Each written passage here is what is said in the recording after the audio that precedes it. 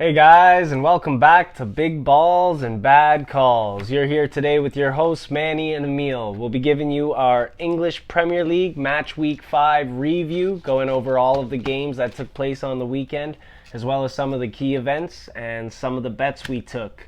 So, without further ado, we'll go to Newcastle versus Leeds. We went head-to-head here. We did, and we got a draw out of it. It didn't go either way.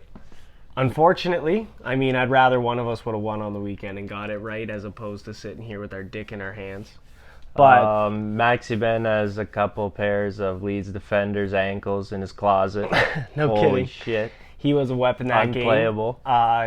He's electric, man. Every time he's on the ball, they all look like frightened deer. And there's a tiger prancing up on him.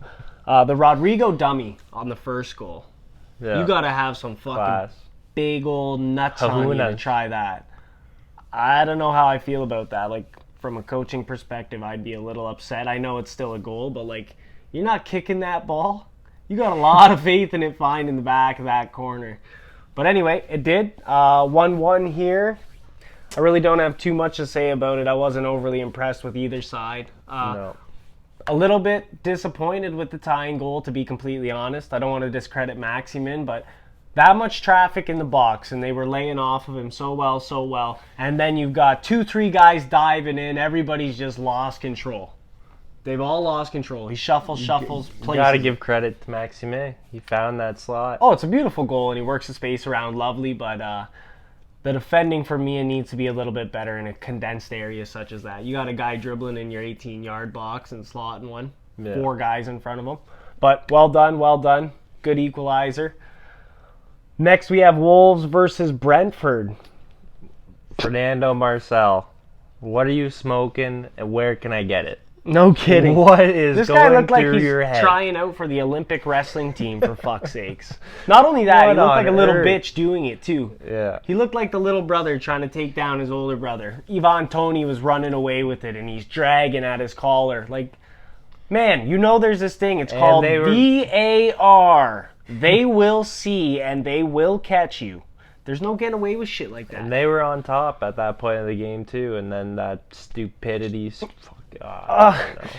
It was lose your team the game. That penalty, though, by Toney, my goodness, walks up to it slow as ever and just absolutely hammers it home. Yeah. It's a beautiful penalty. Gorgeous. One you like to see. The other part I wanted to talk about was that Traore chance. Oh, that bomber. He cranks that. My goodness, does he ever just put the laces through that ball. I know it takes inflection and it's still held on to its pace that well. Yeah. I thought I was going to flip the net on his back, for Pete's sakes. But wasn't enough. Also, Kilman.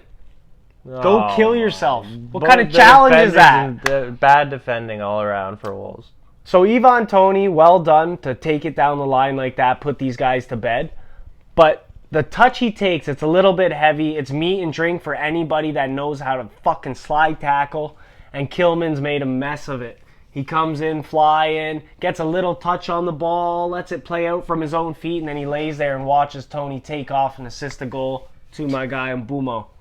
What a win for Brentford. These guys are... They're proving that they're not a joke. They're competing. Here to stay. They're here to stay. I'll be honest, I thought Wolves was going to absolutely crank them. I was wrong on that one, as I was on the first one. So that's 0 for 2 to start us off. Brilliant. Next, we got Norwich versus Watford. We beat the bookies. Killed them. We beat the bookies here. We told everyone, take them underdogs. And they paid off. I like that. I like that one. I think Watford looked head and shoulders better than Norwich. A lot more finesse to the passing and the play. Norwich's goal even. I think Pukki gets a little fortunate. Goalie presses up on him. I think if the keeper commits to that, he's getting there first. Yeah. But he backs off, lets Pukki grab a consolation goal. Whatever. Is what it is. Big win for Watford. Yeah, no kidding. And if you're Tim Krul, you're going to blow a fucking gasket because of all the space these guys are finding in the box. So Krul's actually been playing great for Norwich. You run those Watford goals back, my goodness, you got guys in the box that can't keep their eyes on any attacking players as soon as they're in the 18-yard box. They're all glued to the ball. Nobody even sees these guys sneaking up and slotting goals home. But anyway, Watford, well done. Great win. Big one. They did better than Arsenal did against Norwich, so can't say much. Speaking of Arsenal, we got them next. Burnley versus Arsenal. Well, yeah. Got us! I was right about to say let's not get our hopes up, but I knew this guy was going to react like that. I'm not getting my hopes up here. It's back-to-back wins, gives you confidence. Odegaard picked that one out, son. Brilliant. 1-0 against Norwich. Now 1-0 against Burnley. So... And from a set piece, which Odegaard, nice set piece. I mean, it's not the cleanest one I've ever seen, but it's not bad by any means. Goalkeeping could have been a little better, I think, but yeah. Beautiful strike. I'll take it. But that's what separated us from Burnley, boys. That's what separated us from Burnley. What the fuck? Aaron Ramsdale. This guy looks good, though, too. I like him. He's a lot. He just We'll see. Has a lot gives to me a little more peace of mind. I'm not saying he's phenomenal. Yeah, a pylon would give you more peace of mind than Leno does. Yeah, no kidding. Hey, Leno still has some crazy stops. Let's not get ahead of ourselves. Write him off as complete shit. Speaking of complete shit, this next one is complete shit. I cannot believe this game. What? Southampton shutting me the fuck up again. Yeah. Manchester City versus Southampton. Nil. I might have to start betting on Southampton. 0-0. Kept them out somehow. I think that's a really bad result for Guardiola at home.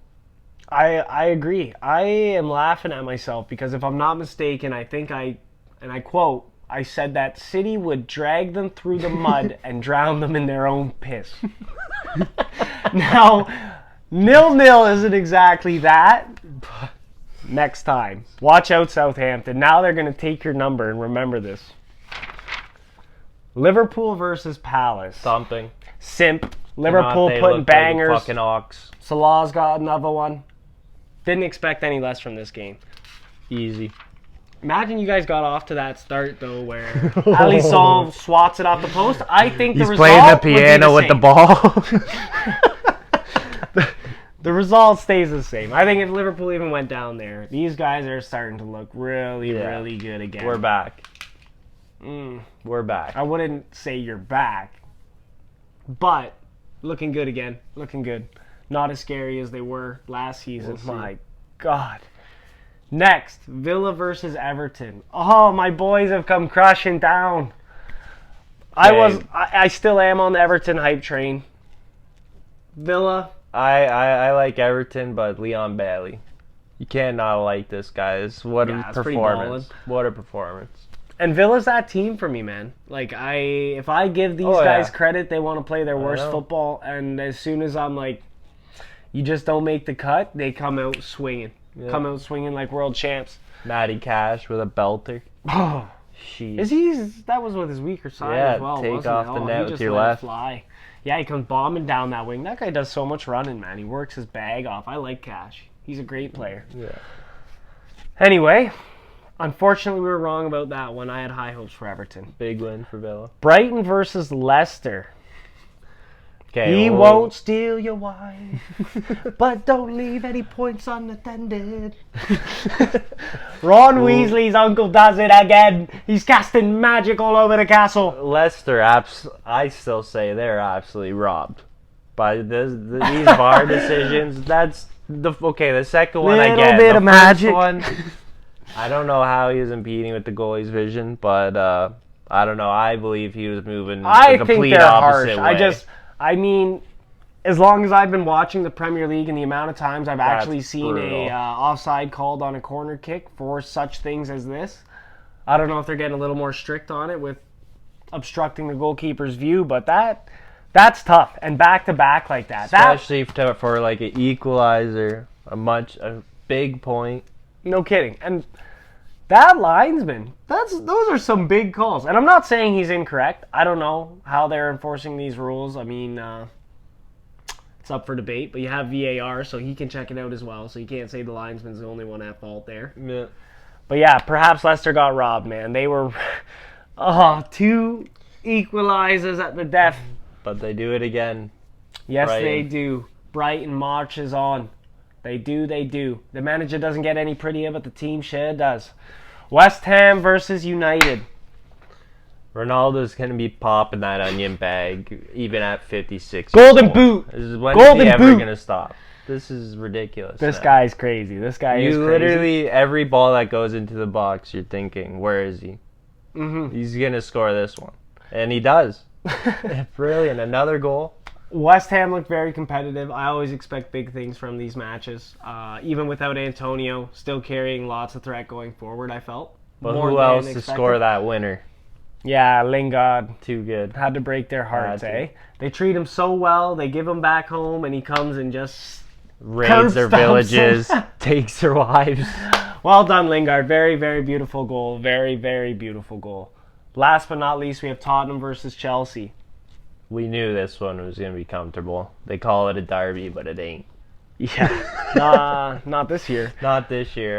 Spurs is kind of... Men against boys. Chelsea look like Who that fucking is team. Chelsea. Yeah.